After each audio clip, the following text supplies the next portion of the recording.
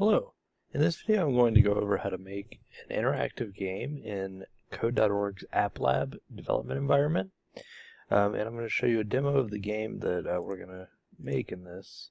So it's sort of a Pong-inspired game. Called it Bounce Game. It's a pretty generic name, but I just wanted to illustrate some of the concepts of how you can get animations and check for collisions and get things moving on the screen, because that's one thing that I've noticed a lot of people don't have a good idea about how to do using AppLab. So I'll show you sort of just quickly what this game looks like. And it's sort of like Pong, but I wanted to make it relatively simple, so I didn't make like 2 players or an AI or something like that. But that could be a cool extension that you could add into this game if you watch this video, and you could use most of the ideas from here to make a game that's like that. Maybe a 2-player Pong game, or Pong versus the computer, or lots of other things you could do as variations on this. Or you can even take a lot of the ideas that I'm going to talk about in this video and apply them to things like a snake game or a Frogger game or asteroids, or lots of simple games that are relatively easy for a beginner to make, but they involve these basic ideas of getting things to move around the screen, keeping track of the positions of different objects, and testing whether or not they collide with each other. So that's kind of what the game looks like. And so we're going to start from scratch over here, and I'm going to go through how I built this particular game. Alright, so what I've got here is sort of a skeleton of the program that I'm going to make. And there's a few pieces that I just want to go over quickly at the beginning before we dive in, because this is sort of the central idea about how to get this sort of game to work. So this first part up here is the workhorse of a program involving animation. This is a timed loop, which is a feature in the controls section. You can use timed loops, and what these do is set a command, or a function in this case, that will be run every certain amount of time. So in this case, that's every 17 milliseconds is the number I've chosen here. So I said timed loop, every 17 milliseconds run the function called update. And I chose 17 milliseconds. It doesn't necessarily have to be exactly this number, but this is a reasonable number because this is about 1 divided by 60.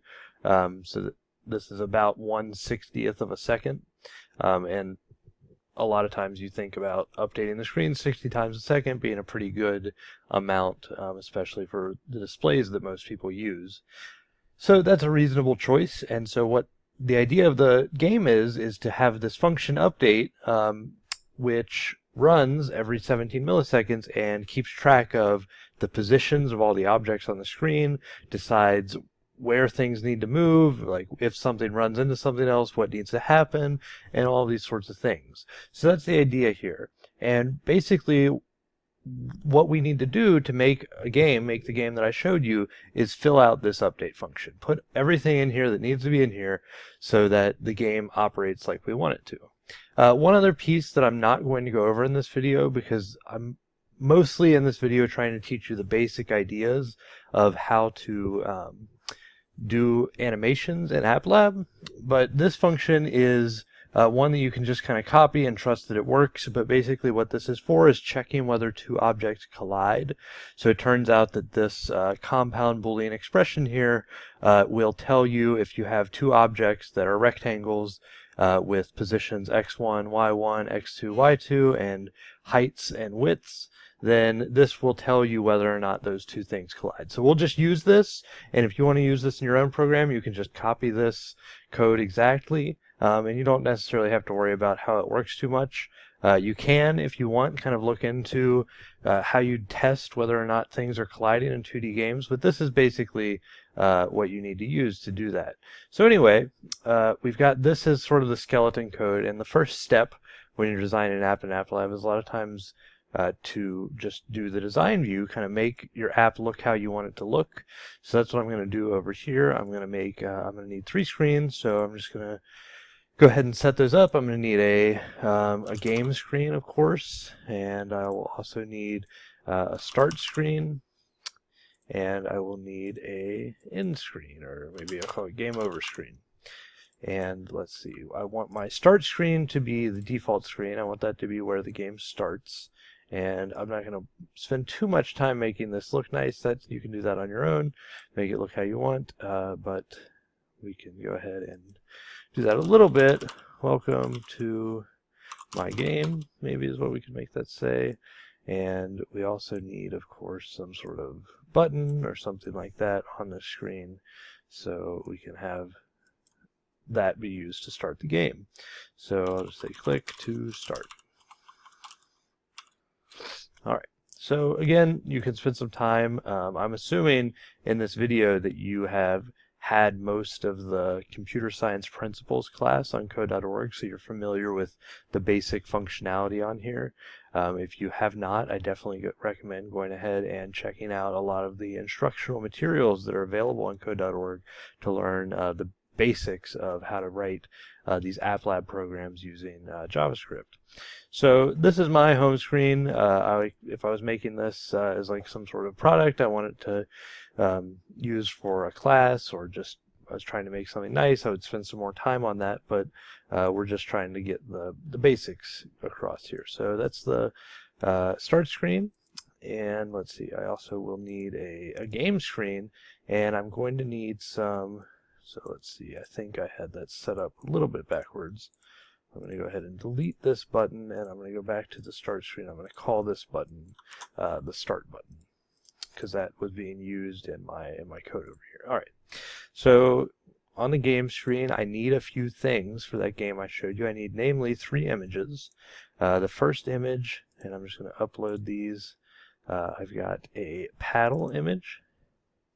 And I'll choose this to be my paddle, and I'll give that the ID paddle.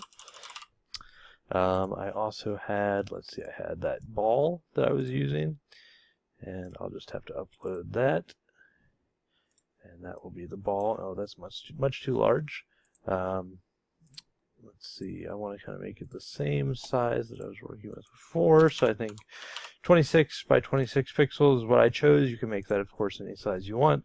I think it's nice to be an even number, because sometimes maybe we want to find out like half the size of the ball or something like that. But this looks pretty good to my eye, but it doesn't necessarily have to be that. I will make, of course, all these files that I'm using, these images, as well as the I'll share the link to the project on AppLab as well, so that you can follow along or use any of this if you'd like to. And then I had one other image in this game. I had a kind of a target that I was using, and I'll just upload that. And I just chose a coin, but again, it doesn't necessarily have to be a coin. It could be anything you want. And I'll just make that 50 pixels by 50 pixels. It doesn't, could be a little different, but that looks good to me. And so the idea of the game is you move this paddle around down here, and this ball bounces off it, and it bounces off all the walls. And if you hit the coin, you get a point, and the ball speeds up a little bit, and you just keep playing until you have some set number of lives, until you run out of those, and you lose a life by letting the ball go down here past the paddle, because that's no good. So this is the basic of the design view. I liked having the screen background black. That just looks good to me, but you know, if you don't like that, do something else. And I also had 2 labels on my screen, actually 4, because of the way I was doing it. So I had a lives remaining label, and that just said like lives remaining, and I made the text. Oh no, that's not what I wanted. Transparent background, and I made white text. Okay. And that looks good right there. And then I also had a separate label to for the actual number that was being stored there. So that's going to be, I'll call that lives, and that's just going to be some number. I'll have them start out with 2 lives in my game, and then that can be white. And I just, to make this look nice, I'll have these guys at the same Y position so they're lined up. Not quite. Let's see, y equals 5, y equals 5, that looks good. And if you want, you can space this out a little bit, but that looks pretty good. And then I also had, of course, the score on the screen. So I'll call that label score. Label, because this is just the text, and this is going to say score.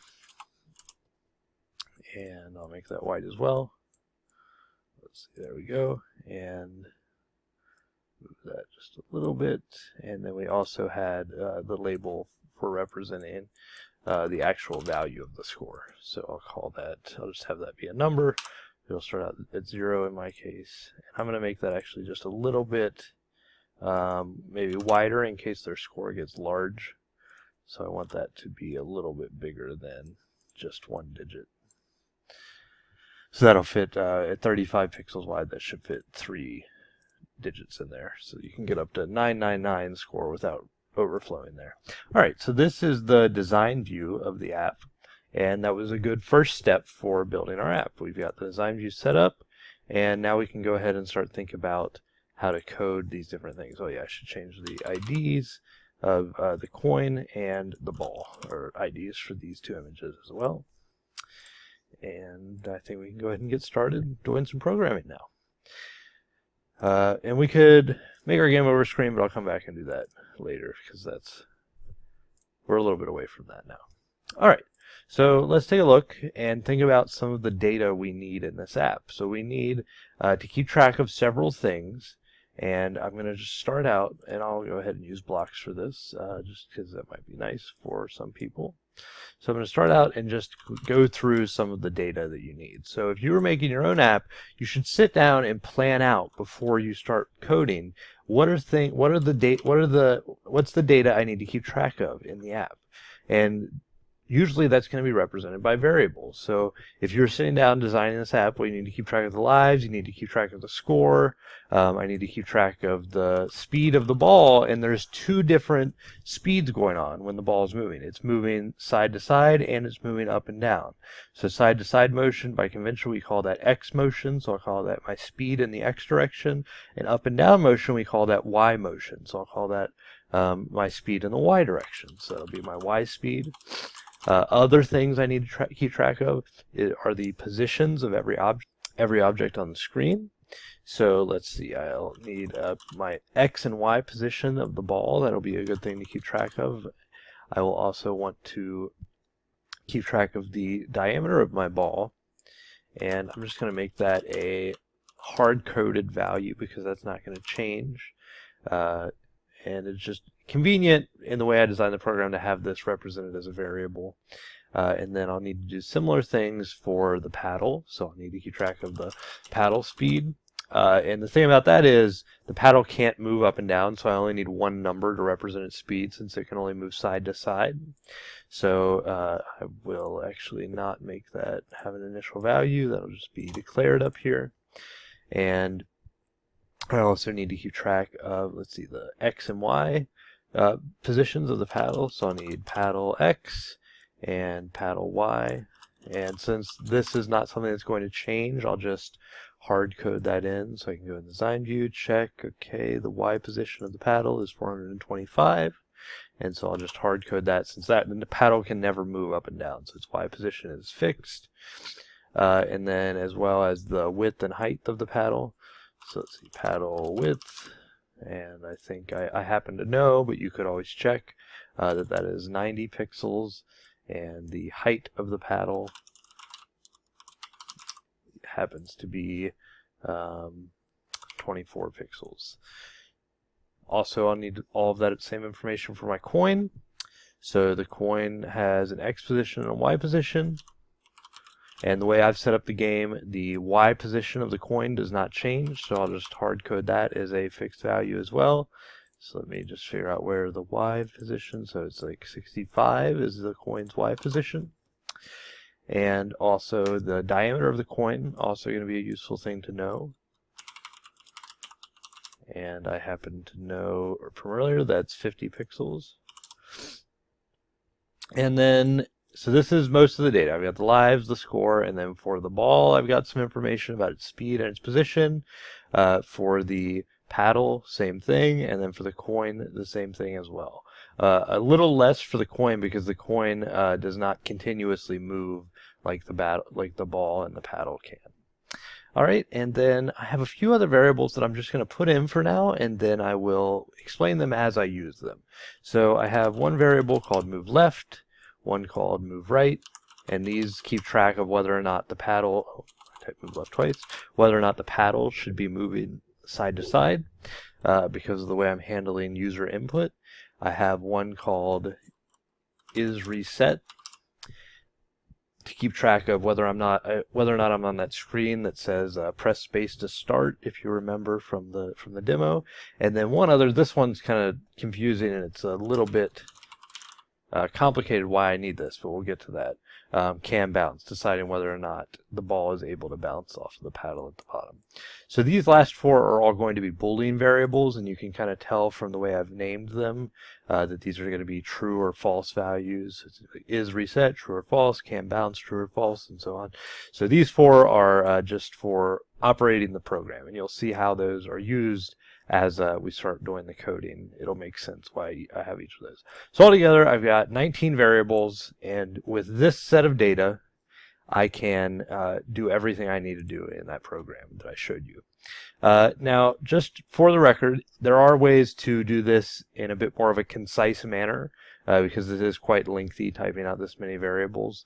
So you can use things like dictionaries or lists to slightly cut down on the amount of variables if you consolidate them in a clever way.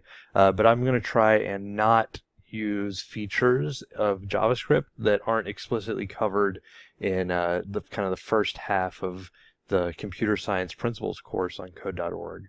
I'm just trying to keep it using the base knowledge that you gain through that course, and not using kind of more fancy features that you might see in more advanced JavaScript, like purely JavaScript tutorials online. So that's why we're going to do it in this more kind of lengthy way, but it's really not so bad. That's really not too many variables. It's relatively manageable. All right, so let's go ahead and get started with the functionality. So in the code here, I've got the start button. And when that's clicked, I'm going to start this timed loop that I told you about, and that's going to update the screen every 17 milliseconds. So that's good. And in addition to that, I'm going to need to, in my UI controls here, I'm going to actually need to set the screen, because you remember that start button is on this screen, the game is on this screen, so I need to go ahead and move the screen there, so I could use the set screen command for that. So I want to set the screen to the game screen. And I also want to go ahead and give some initial values to the lives and the score when they start the game. So let's see, I'm just going to go with 2 lives. So I'm going to say there's 2 lives, and I'm also going to have score be 0 to start out, because when the game starts, they haven't scored anything yet. And I'm going to have one other command. So let's start to think about what else we need to do with the screen. Well, it's set up right now okay, and so I think for now this is all we need to do in the start button event handler, but maybe when we come back we will find out that we need to do something else, because I think the way the game is ultimately going to work is when you're on the game over screen, there's going to be an option to go back to the start screen.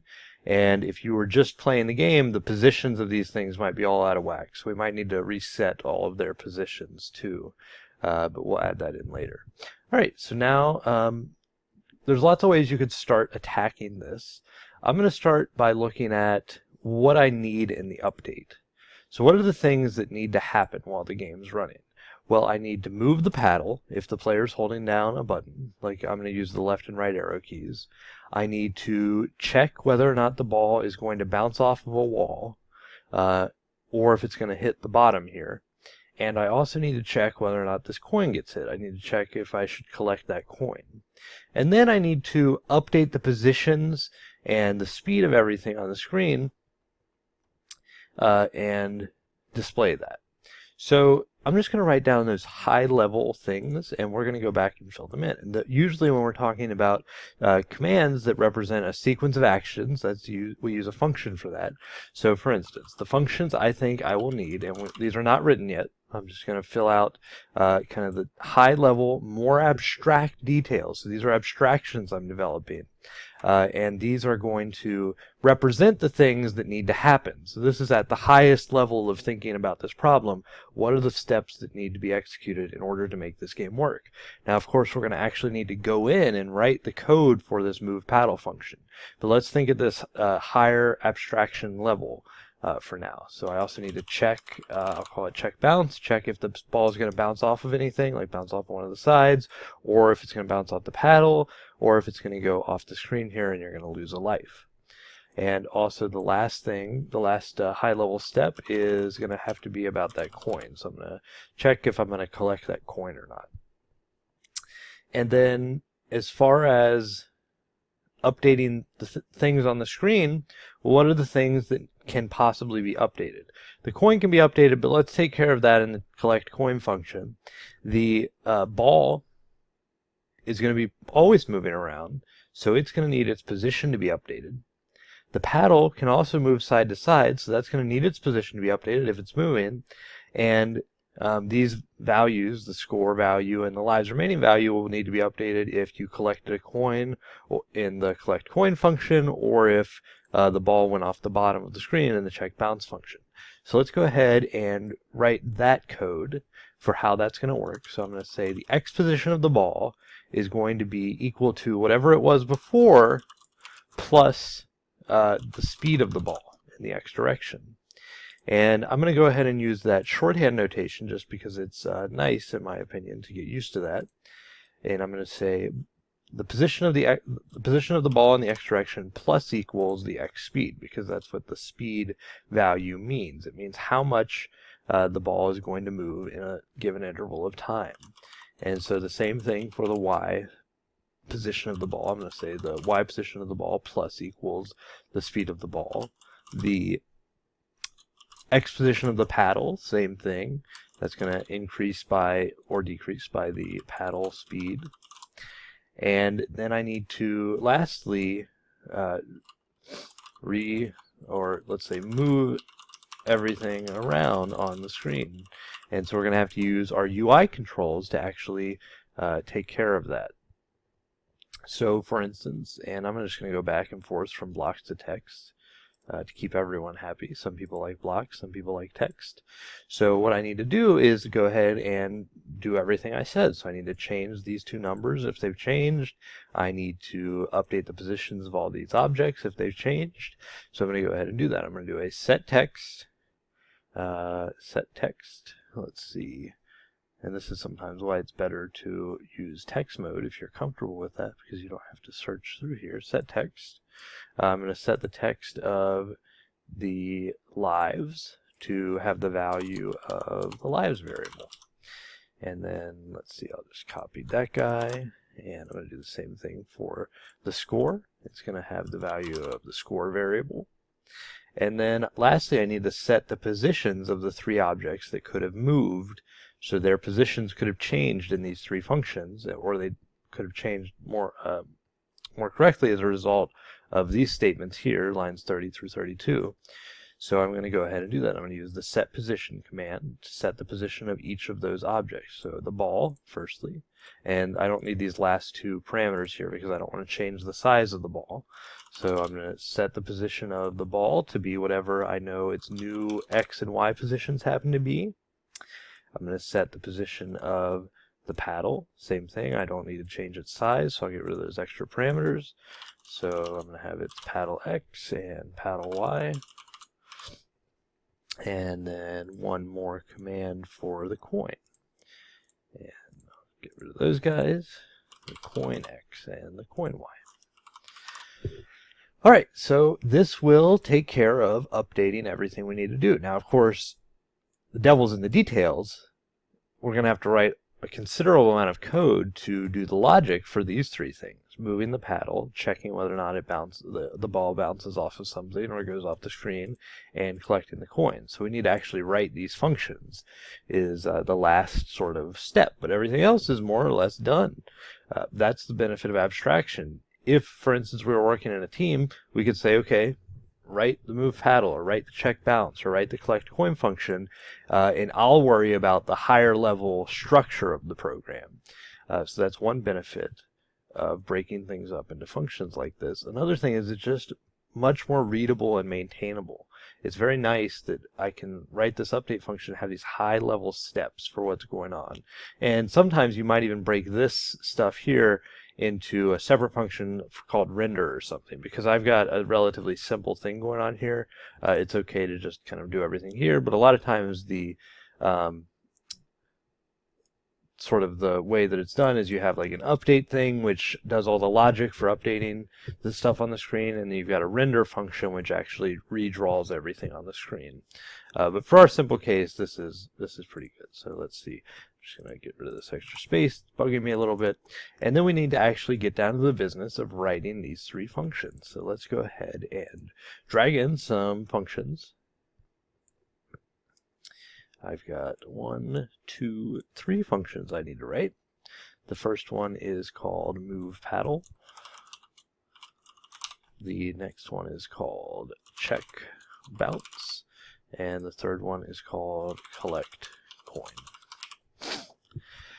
And then there's one other, I've kind of lied a little bit, I forgot. There's one other thing we need to do is actually get input from the user. So we need some way of knowing whether or not they're pushing the left or right arrow keys, or whether or not they press the space bar to indicate that they want to start the game running. So we also need to take care of those details as well. So let's go ahead and look at the... Let's take a step back. We'll come back to these functions and write the code for those in a moment. But let's go ahead and write those event handlers for getting that input from the screen. So I'm going to need actually at least 3 event handlers, I think, maybe more. I'm going to need 2 different event handlers, and I'm just going to quickly go through this because the reasons I'm doing it this way aren't super simple to explain, but I'm just trying to get at the central idea here. So I'm going to have for the game screen, I'm going to check if a key is down, and for the game screen I'm going to check if a key is lifted up. So a key down event is when you press down on a key up event is when you let go of a key, and I'm going to use those to detect if the paddle should move left or right, because that's basically the only thing the user can actually control about the game is the paddle, where the paddle is. And I'm going to need some sort of if statement, as you should have seen before, to check whether the key that was pressed is like the left arrow key, or if, so I'm going to go to text view to make this a little bit easier. I'll check else if the key that was pressed was the right arrow key.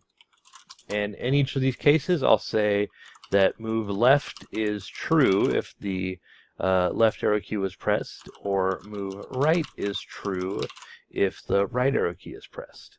And so altogether, that's what this looks like.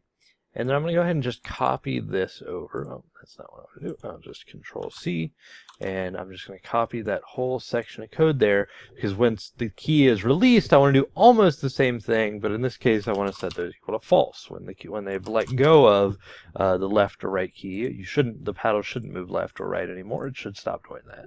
So that's how that's going to work. I'm going to handle the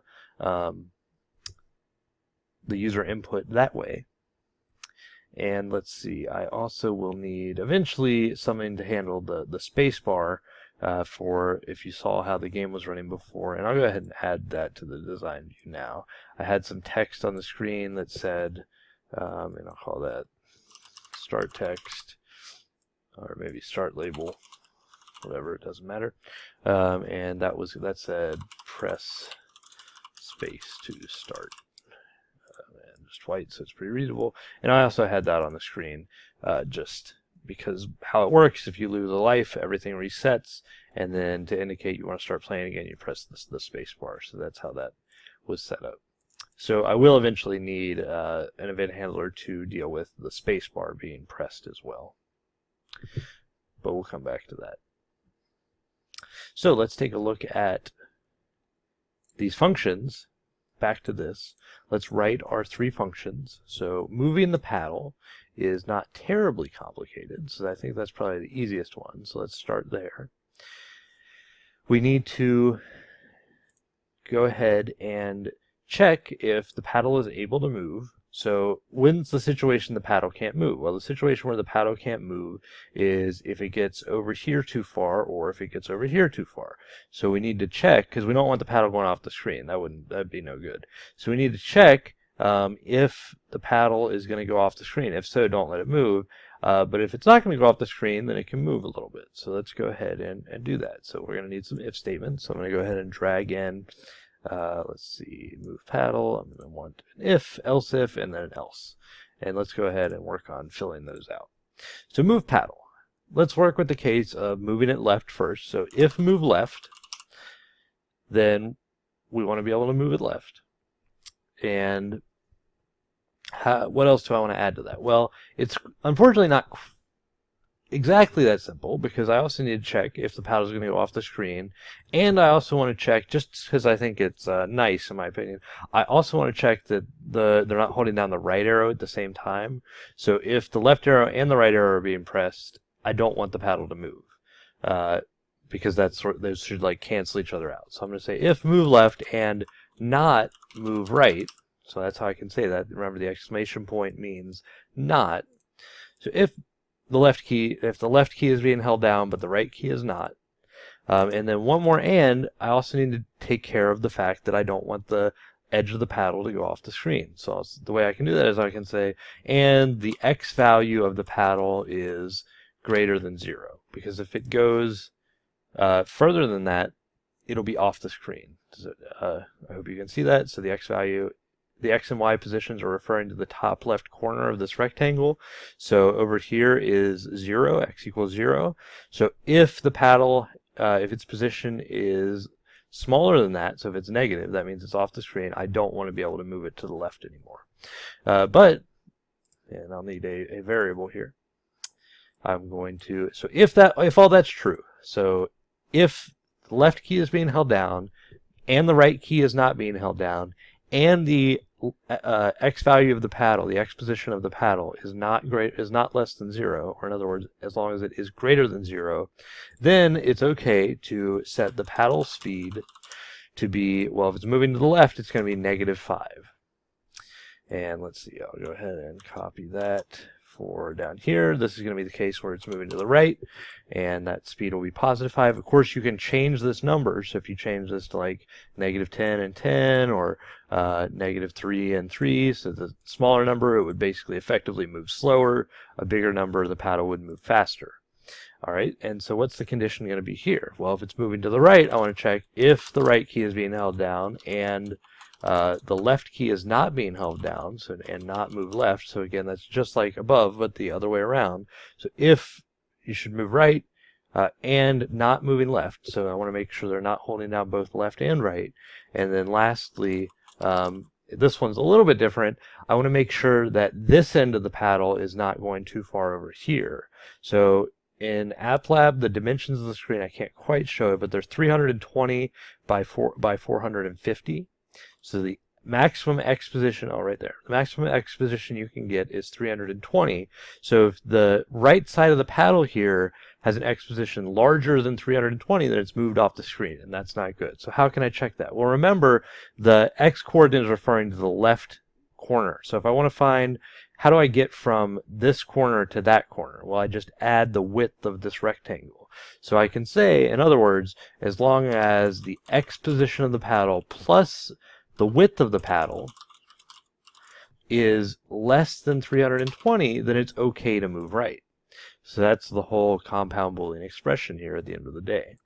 And then again, I'll have this another variable, and I'm going to say the paddle speed is 0. So if neither one of these conditions is met, then the paddle shouldn't move. So its speed should be 0.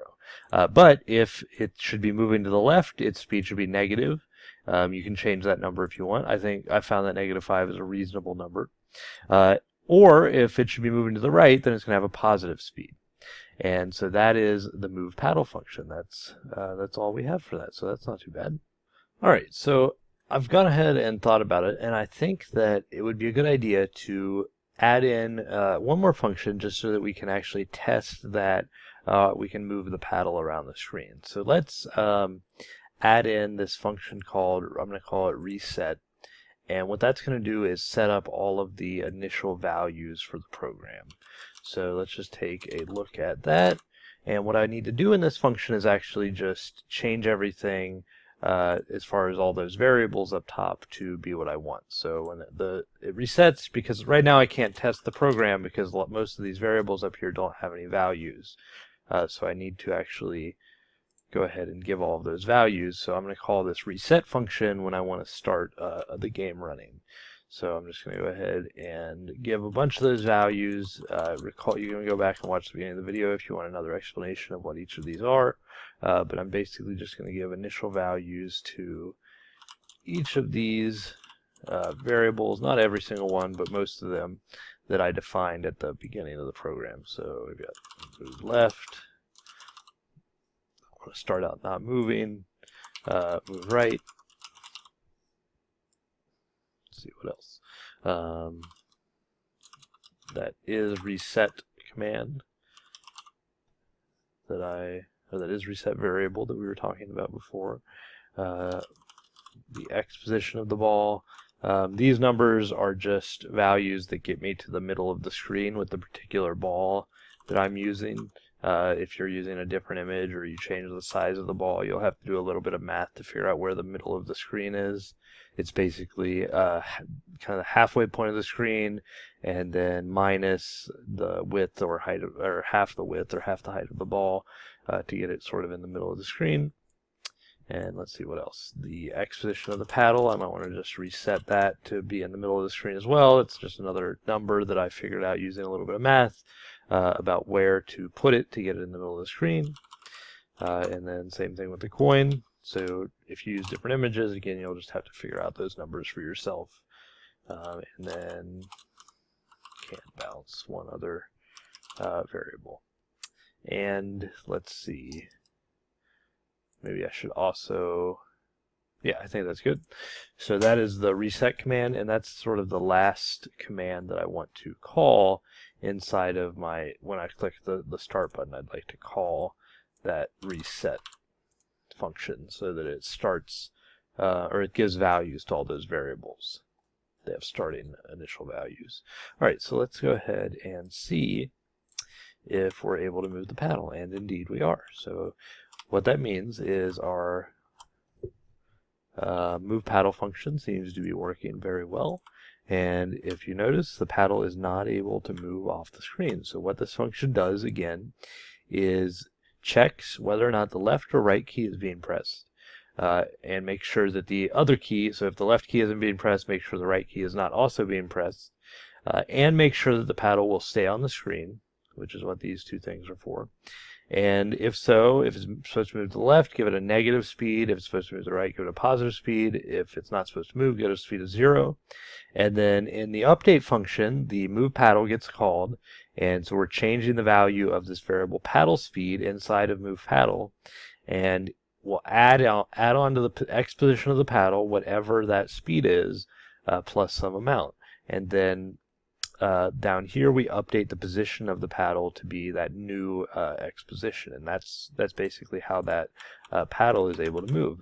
So let's just, to illustrate this, let's suppose I made this some number like 500. Well, what that would mean is the paddle would actually be able to move off the screen. So just to kind of prove that to you, over here on the left we're good. We don't want the X position of the paddle to be smaller than 0, but over here, let's see, oh no, we're allowed to go over there, that's not good. So we're allowed to go, you know, if we thought about the screen being bigger, that's like sort of like 320, so 500 might be out here somewhere, so the paddle is stopping maybe out here, and then I can bring it back in. So let's put that back to 320, and just make sure that that still works. So yeah, now the paddle is back to being stuck on the screen. Great. So that is the move paddle function, and that is pretty much done. We won't have to change anything about that. That's relatively straightforward, and it seems to be working just like we want it to. So now, let's go ahead and work on the business of getting the ball to move. We'll come back to getting it to bounce and collecting the coin, but we also need to just start it moving in the first place. So we need to come up with some initial values for the ball. So I'm going to make another function. I'm going to call it, let's see, I will give it the name start game. That seems like a fine name. And that's going to start the game going. And what I want to do in this function is give the ball an initial x speed and an initial y speed. So I'm going to say x speed, and I want it to be random. So I'm going to go with a random number between -5 and 5, just like that. And I'm going to copy that. I want to do the same thing for the y speed. It's going to be a little different for the y speed. I want the ball in the game I'm making, I only wanted to start out going down. I never wanted to go up at the beginning.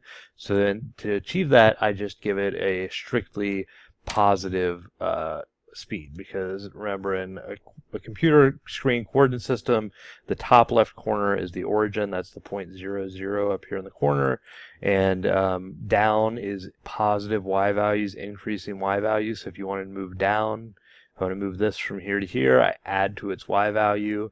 So I want to move from here to here. If I wanted to move up, I subtract from its y value, because that up is going closer to 0, down is going further away from 0. So if I want to start out moving down, I'll give it an initial y value that's positive, or y speed that's positive. And one other thing I want to do is have this variable called isReset to say, basically the reset state is when the screen has this text on it. So it's like when it's waiting for me to press the space bar, the game is reset. And so once I've started the game, it's not going to be reset anymore. The ball is going to start moving. So that is what this variable is for. It's what that's to keep track of. And so in that vein, one other thing I want to do in here is go ahead and hide that text, that press space bar to start. So I think I called that the start label. So I want to go ahead and hide that text when I start the game. And maybe when I reset the game, I want to, so in this function, this reset function, maybe I will go ahead and, let's see, show that text, or show that element when the game gets restarted. So I'll go ahead and put that in. So what all that will do is either make this press space to start visible in the case of show element, or make it invisible in case of hide element. And let's see, how do I want to start the game? Well, we'll have to go ahead and add that in. If I want to start the game, I'm going to need another event handler, I guess. I'm going to go ahead and use an event handler for a key. Let's go on the game screen, and this is going to be for a key press. So I've got key down, checking whether, in this case, just whether the left or right arrow keys are being pressed. Key up, checking whether it's being let go of. And then a key press event is a combination of a key up and a key down. So it's when the key gets pressed and released. And so let's see. I'll need an if statement to check that the key that was pressed, so that's event.key, was the space bar, is what I said, because I said press space to start. And to do that, you just use a space character. And I also want to check that the game is reset, because I don't want them to be able to reset the game if it's not sitting on this screen. So that's the whole point of this isReset Boolean variable. So if that's true, so if they press the space bar and the game is sitting on the press space to start screen, then I should call the start game function to start up the game. And that'll be that. So let's, I think if we go ahead and give this a whirl, we should see that when I press the spacebar, the ball starts moving. And unfortunately, because we haven't implemented any of the, so let's just watch that one more time. When I press the spacebar, the ball starts moving in a quote-unquote random direction. So it moves down. That part's not random, but it moves its speed in the x direction and its speed in the y direction are random.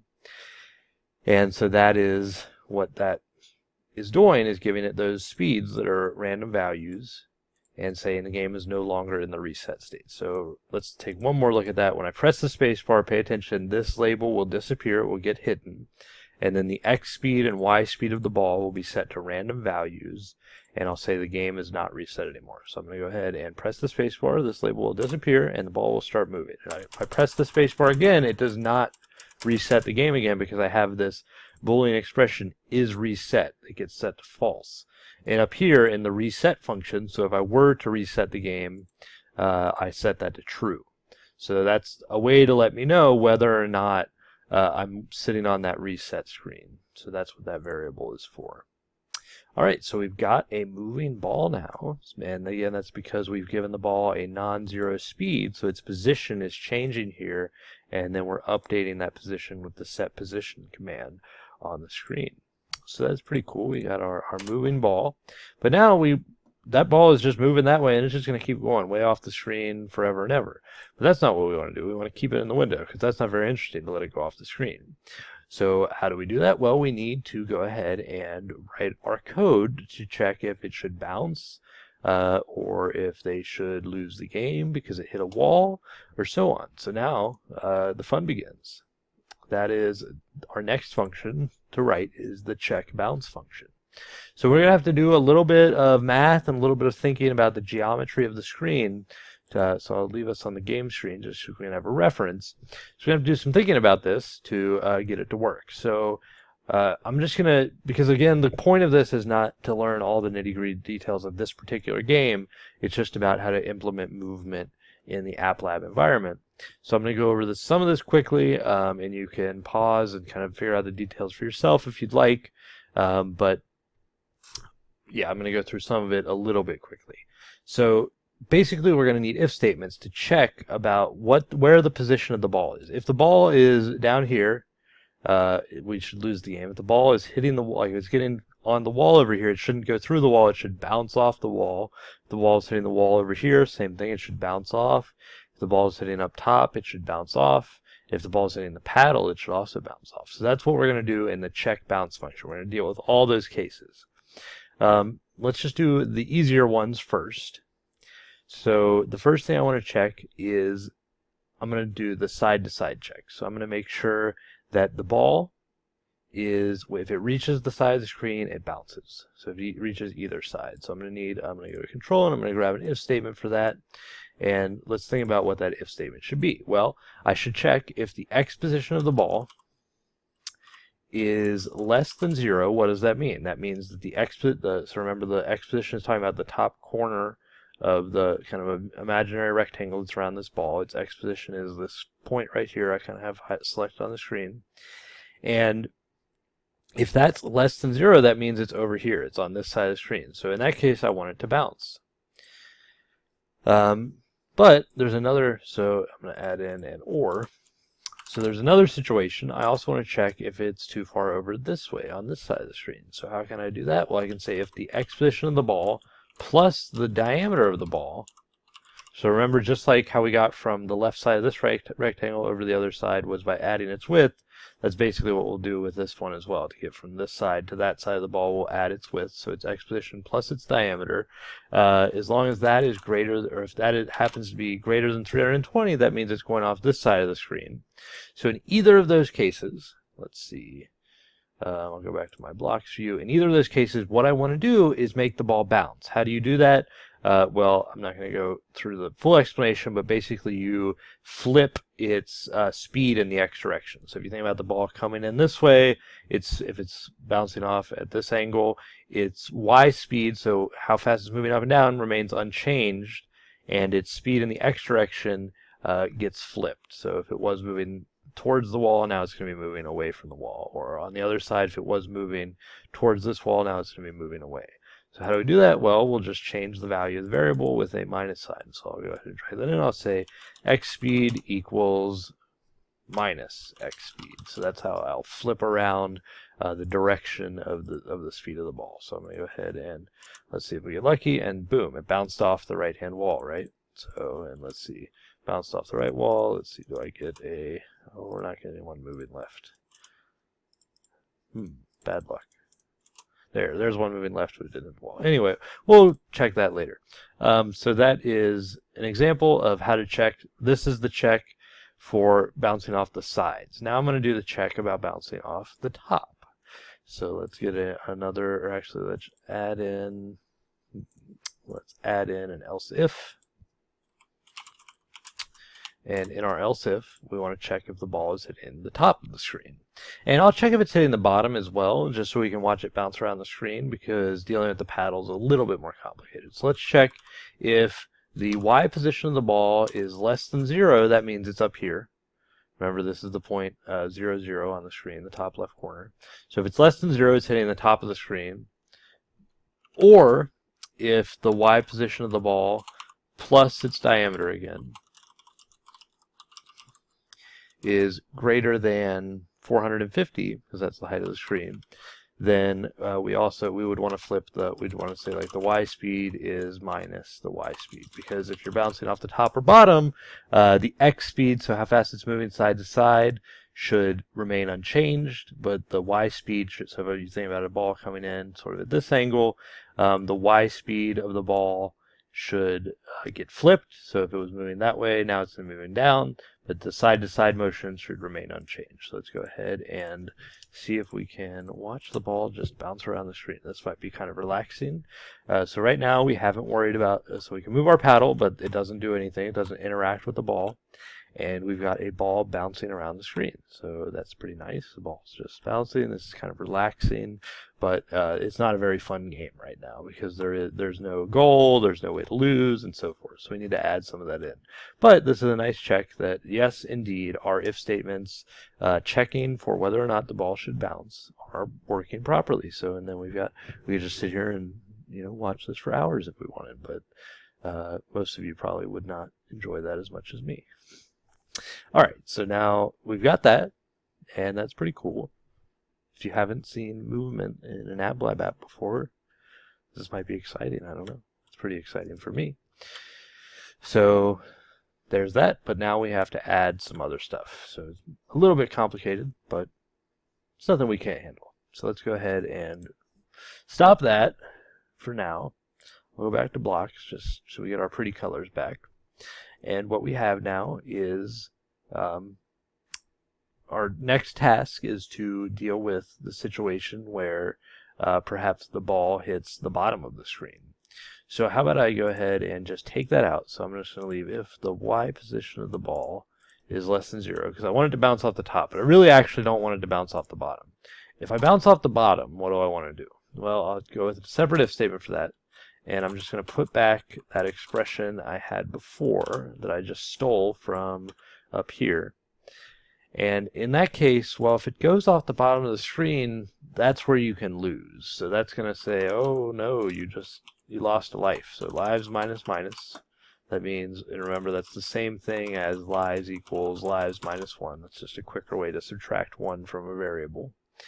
And also, I will go ahead and reset the game. So let's see. Spacebar to start, hit the bottom. Now we're back to press space to start. Press space to start again, hits the bottom, we die. One more time, hits the bottom, bad news. And since we haven't checked that our lives can go too low yet, then this can just become negative. But actually we'll have to add in our program somewhere a check that if their lives go below 0, they should lose the game. But for now, that's not implemented yet. So it's just letting that number go really negative. So that's what's going on there. And you can just, maybe this is already getting to be kind of fun. And so we can see that our reset function is working as it should. Everything, if this is going in the middle, and that kind of stuff, when the game gets reset, the paddle gets popped back to the middle, the ball gets popped back to its original position, and so forth. So that's all great. That's all working just like it should. And so now we've taken care of the situation that the ball goes off the bottom of the screen. And then the last thing we need to do, and this is kind of the most complicated one, is check whether or not the ball hits the paddle. All right, so let's go ahead and dive in. So we are going to use an if statement, and I'm going to use this handy check collision function I talked to you about way back at the beginning of the video. Again, don't necessarily worry about all the details of how this works. This is just kind of the standard way in 2D games of checking whether or not two objects collide. Well, what are the objects I want to check whether or not they're colliding? It's the paddle and the ball. So how can I do that? I can say if check collision is the name I called that function. So that's going to be my function. And it needs a whole bunch of parameters. It needs to know the position of the two objects, x and y, and it needs to know the height and width of each object to be able to do that. So let's go ahead and plug all those in. So we've got the ball's x position, the ball's y position, and then the diameter of the ball happens to be its width and its height, because it's a perfect square or a perfect circle if you prefer. And then the same thing for the paddle. So I've got the paddle's X position, the paddle's Y position, the paddle width, and oh no, I'm going off the screen. How about I go to text view and break this up into more than one line just so you can see it. So let's see, paddle width, paddle width, and we need one more parameter for the paddle height.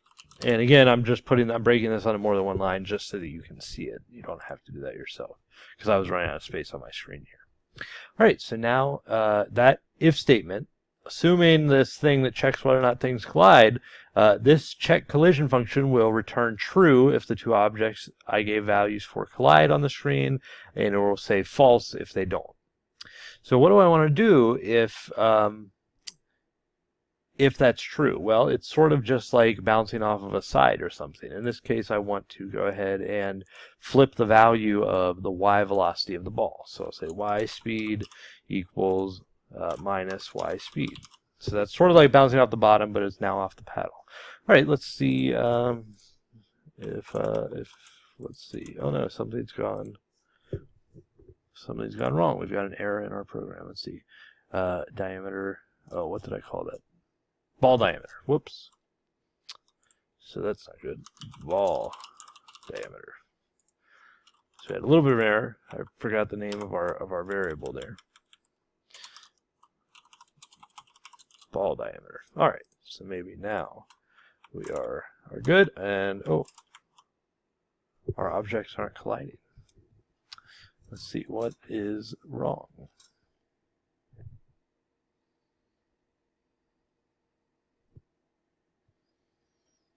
Let's see, ball X, ball Y, ball diameter, ball diameter. Oh no, the width and height of the paddle are reversed. So the order of parameters is height and then width. Sorry about that mix-up. I should be more careful. It's okay. Errors are part of the process. So I'm going through this very quickly. Of course, it took me more time the first time around, but I already wrote this game once, so I have a good idea of how things should go. But of course, definitely part of the process of programming is making mistakes and learning from those mistakes, of course. So now we have a game, and this is starting to look like a real game. That wasn't a very fun situation because the ball started with no horizontal speed, but there we go. So now we're starting to have a game. Now we can move this paddle, we can bounce our ball off the paddle, and if I miss, I'll lose. So I'll lose a life, and the game will reset, and I'll get another chance. And so that's what we've got going on so far. So that's pretty good. We need to add several things still, but we're getting there. We're making some good progress on having a game that involves animations and movement built in Code.org's AppLab environment. So if you are still with me at this point, we have a couple things left to do. We need to go ahead and, well, first off, this function is just sitting here all empty and sad, so we need to, of course, give him some code so he doesn't feel so lonely down there. But besides that, we also need to do a couple other minor things, such as fill out a game over screen, add an option to play again, and so forth. So let's go ahead and start tackling the collect coin function. And we will, there's one small detail if you look at the code for my game, where the ball can kind of get caught up inside the paddle. And so if you look at the code for my game, I've got this can bounce variable, and I'll put that in here, but it's sort of a minor detail that I'm not too worried about. So you'll see that detail. It's basically to stop the ball from kind of getting caught inside the paddle, but that's not too important for right now. So let's see, collect coin is what we need to write next. So how do we proceed? Well, we need to go ahead and check whether or not the ball collides with the coin. So that's going to be our first part of the check collect coin function, we need to know, does the ball collide with the coin? And so we can use that, again, we can use the check collision function. And now we need to fill in, again, we're going to use the ball. So it's X and Y positions, and its diameter. And then also now, instead of, I'll see if I can break this onto more than one line again. So let's see, also we need to go ahead and fill in, the stuff for the coin now. So I think we called that coin X, coin Y, and coin diameter. And again, coin diameter, because it's a circle, its height and width are the same. So there we go. Now we're checking for a collision between the ball and the coin. If those collide, what do we want to do? Well, we want to add, I'll go to text view so I can do the score plus plus. We want to add 1 to the score. So remember, again, that's a shorthand for score equals score plus 1. That's a way to add 1 to the score, because if we hit the coin, we got another point. Hooray. And I'm going to go ahead and play a sound. So that's kind of fun. I'm going to go to, let's see, play sound is one of our UI controls. So I'm going to play a sound, and I'm just for fun, I'm going to add this hit sound for when they hit the coin. It's going to play that kind of cha-ching noise. And that's false because I don't want that to loop. And so what I want to do next is actually just pop this coin off the screen so it can't be hit again right away. And how can I do that? Well, I can just say set the X position of the coin to some value that's off the screen. It doesn't really matter what it is, but I'll just say coin X equals, I'll go with like 500. So that'll pop the coin kind of over here off the screen somewhere. As long as that's a number that is not within the bounds of the screen, you're fine. You can make that 1,000, 1,000,000, -20, whatever, it doesn't matter, as long as that's not on the screen. So that will, and let's just make sure that this works. So let's see, run our program, see if I can hit the coin, and we should see the coin disappear, and we should hear a noise. Oh no, the coin did not disappear. We need to think about why that is. Why did the coin not disappear? Well, let's take a look. Check collision, ball X, ball Y, ball diameter. Oh! Why didn't you guys tell me? Oh, that's right, you can't. I skipped. I'm having real struggles with this function. I skipped parameters. So I said ball X, ball Y, ball diameter, and then I started too early. So I needed to add in the coin's Y position and X position, coin diameter, and coin diameter. So there we go. Now we have filled out all 8 required pieces of information to check for a collision. And when I hit the coin, which will take just a second, I should see it disappears. I hear that beautiful cha-ching noise you saw there at the end, the ball getting stuck inside the paddle, which is what our that variable I was telling you about was for. But we heard the cha-ching noise, we saw the coin disappeared, everything was great. And there it is. So the coin moved. As soon as it gets hit, it gets moved off the screen somewhere. We hear our beautiful noise. And, well, that's not very good. It never came back. So we have to make him come back. Please come back to us, Mr. Coin.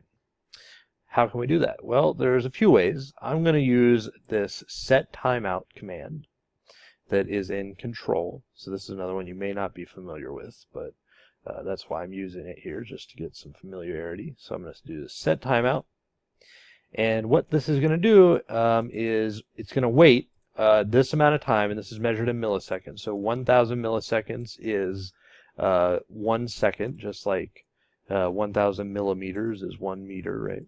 So that's a prefix for 1/1000. So this is 1,000 milliseconds will be 1 second. And after 1 second, run the code inside of here, basically, is what this command is used for, set timeout. So what I want to do is I want to pop him back on the screen. So I'm going to change the X position after this amount of time has passed, move the coin back on the screen, and I'm going to move it to a random location. So I'm going to say random number, And it can start at 0 because that's the edge of the coin being all the way over here, and it can go up to, well, it could go up to 320, but that wouldn't be good because the coin would be, its left edge would be here, and we wouldn't really be able to see it. It'd be off the screen. So I'm going to go ahead and subtract off the diameter of the coin so that its right edge would be over here. So that will hopefully pop it back on after 1 second. So let's go ahead and test it out. Oh no, something has gone awry.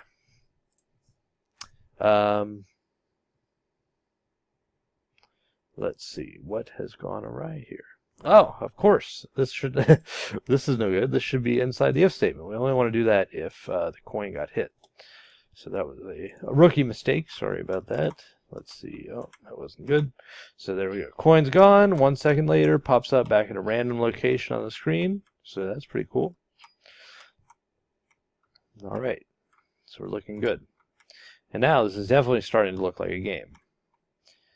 Got a score, got a ball bouncing. Oh, there's the ball getting stuck in. See, that's that one little problem. Let's go ahead and I'll just put in the code to fix that, but I'm not going to go in detail about what needs to be done, like why it's done the way it is, because it's kind of just specific to this sort of game. So I need to actually do that in the, let's see, in the check bounce. I need to add in for checking that the ball collides with the paddle. I don't want to let it, basically I don't want to let it collide with the paddle more than one time in a row, so I'll say and can bounce. And when it bounces, I will go ahead and say it can't bounce again. So and can bounce is true, or is false, sorry. And then when it hits the top of the screen, I'll say it's able to bounce again. So if it hits the top of the screen, I'll say can bounce is back to being true. And I'll go ahead and just put in one other piece and not can bounce, because the same thing can kind of happen at the top of the screen as well. So here we go. This will fix that little annoying situation where it can kind of get stuck inside the paddle. If I have this variable called can bounce, just to make sure it doesn't bounce more than one time in a row, because that's kind of what's happening, is the ball is bouncing multiple times inside the paddle. So that variable, adding that in, will fix that little bug that I had. But you don't have to worry too much about how that's working. So now we see, got a nice game. When we hit the coin, hear a noise, vanishes, comes back a second later, and we're in business. That's pretty cool.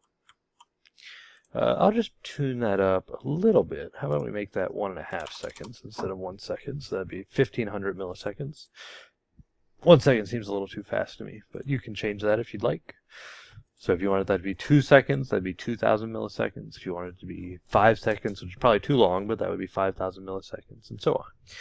So that's looking pretty good. We've got our collect coin, and it seems like we're almost done. So let's see, what else do we need to do? Well, I said before that when you hit the coin, your speed goes up a little bit. So the speed of the ball should also go up. So I'm going to go ahead and implement that.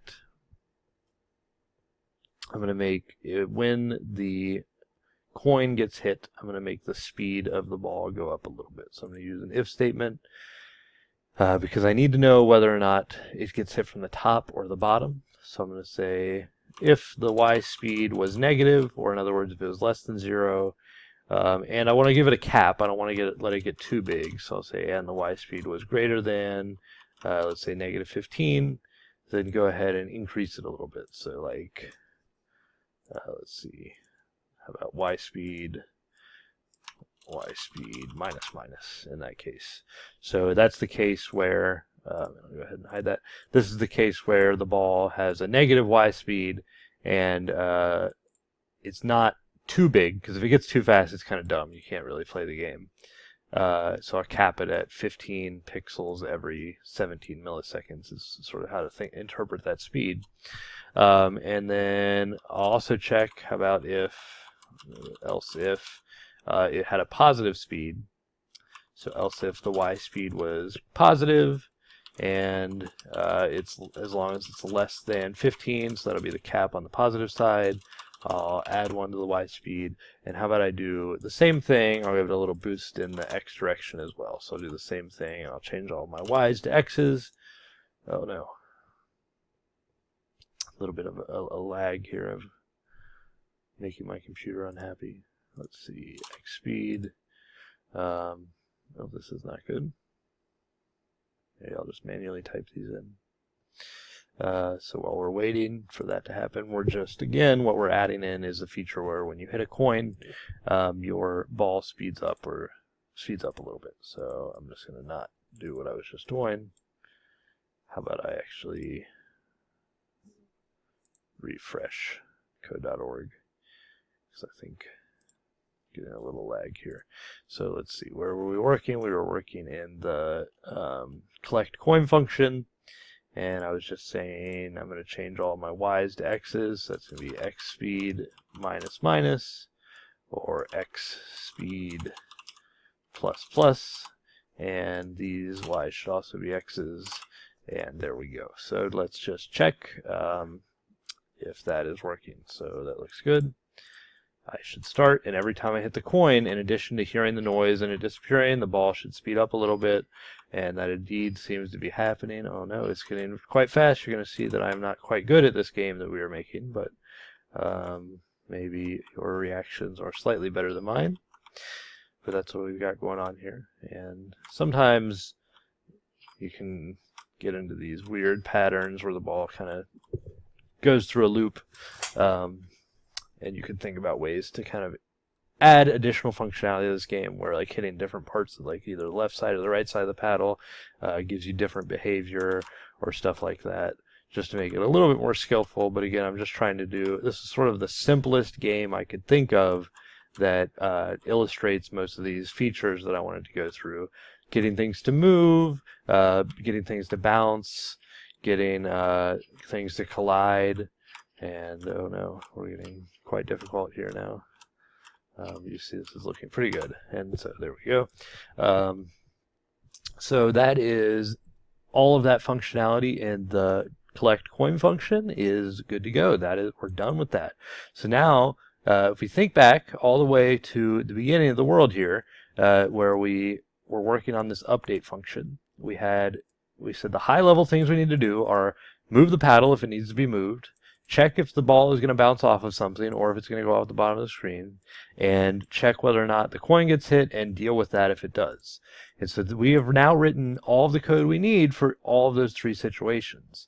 And then this stuff just said, okay, based on what happened in those three functions, go ahead and update the positions of the objects on the screen and move them around. And so we've done all that, and that's pretty good. So now we've got an almost finished game. So a few things, let's see, like what's happening that we don't want to happen in the game. So let us figure out what we need to add still. So for instance, we saw lives remaining as -1. Well, that's not good. I should lose if I have no lives remaining and I die. So that we need to actually be able to lose the game. We want to, when we lose the game, we want to go to a lose screen and be able to play again. So let's just go ahead and do all that stuff. So let's see, where would it make sense to check if the game should be lost? Well, it probably makes sense to do that in this reset function right here, because remember, this is getting, every time the ball hits the bottom of the screen, this reset function is being called. Let's look where that happens. Right here is when the ball goes off the bottom of the screen, lives minus minus, reset. So it probably makes sense, since this gets called every time the game could potentially be lost, every time the ball goes off the bottom of the screen, it probably makes sense to put that code to check if the game should be lost in here. So let's go ahead and do that. So we'll say if lives is -1, that means they've got less than 0 lives left, so they've lost the game. And how about we just, instead of putting a bunch of code in here, which we could do, I like to make things stay in logical groups. So I'm just going to make a function called end game. Since I had a function called start game, it just kind of makes sense to do that. So I'm going to call a function called end game, and I actually need to define that function, of course. So I'll go ahead and do that, and I need to end the game if their lives are smaller than -1. So this is a fairly simple function. The only complicated part, and it's not that complicated, you just may have not seen it before, is that loop that I had going. If you think all the way back to the beginning when I had this timed loop which was running for every 17 milliseconds. I need to actually stop that. Once the game ends, once I'm not on the screen anymore, I don't want to be doing that anymore because that'll cause very weird things to happen. So I actually need to stop that from running. So I'm going to use this appropriately named stopped time loop command and just drop that into my end game. Additionally, what I need to do is go ahead and set my screen to my game over screen because they've lost. And let's go ahead and design the game over screen. Again, it's just going to be pretty bare bones here, but I'll just make a label. I'll call it maybe score label, and that'll just be final score, maybe, let's see, really big text here. And that'll be there, and then I'll have another label below it for maybe, how about I call this score label, and I'll call this final score. And the text for that, well, I can just start it out at some zeros, but I'll make that very large as well. And let's see, I will go ahead and maybe center the text in this. So I'll scroll down so you can see that. Maybe center the text in there. And also, I'll need a button on the screen to be able to go back to the home screen. So maybe I'll call that restart button. Let's see. Yeah, okay. So I've got my three things on the screen. Again, you could make this look nicer if you'd like, but that's the basic idea. And so when I set the screen to be the game over screen, I want to go ahead and update this final score to be, and I'll use set text to that. I want that final score to be, and I should probably do that before that, the final score to be the actual score they made in the game, which is conveniently in a variable called score. So that's what I'll do. And so when they end the game, when they run out, they will go to this screen. This label will get updated to have the text represented by their score. And this button, which I did not put anything on, but I'll say play again. I will need to do an event handler for that so that it actually does something. So let's see. On event, how about right after our start button event handler, I have our what do we call it? Restart button event handler. So start button, restart button. That's pretty good. And all that really needs to do is bring me back to the home screen, and then I'll be good. So that's all that needs to do. Set screen, start. All right.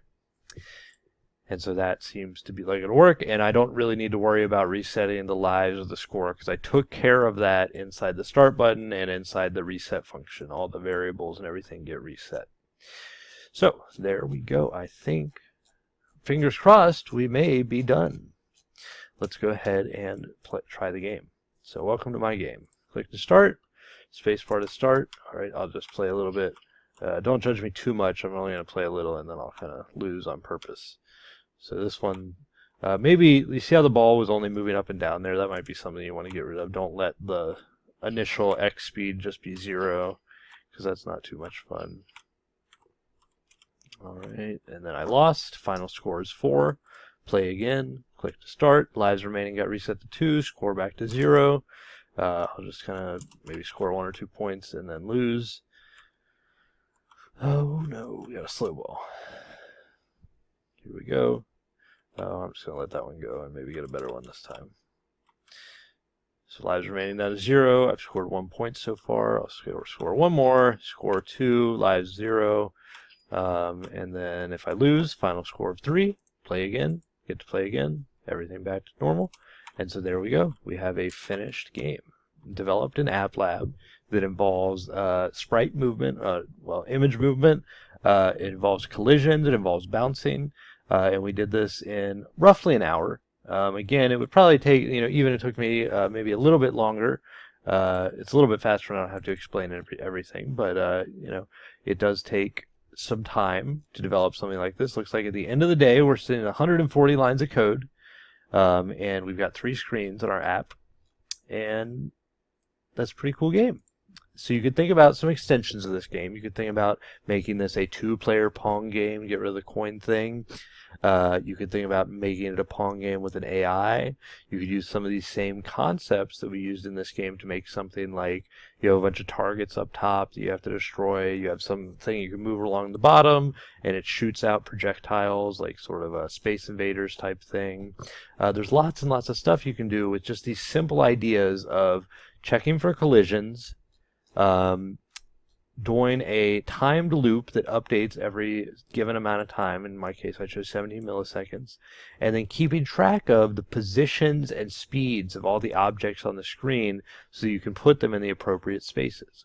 So this has been a quick tutorial on developing an app in AppLab. Sorry it was a little rough. It was my first video on this topic using this interface. So might have been a few bumps in the road there as I had encountered a few issues as I was recording, but I hope it was informative and you learned something from this. Again, the links to the images and sound file I used, as well as the code.org Code Studio link to this project if you'd like to remix it, or just take a look at the code. Those are available in the video description. Thanks for your attention. It's been fun. I'll catch you in the next one.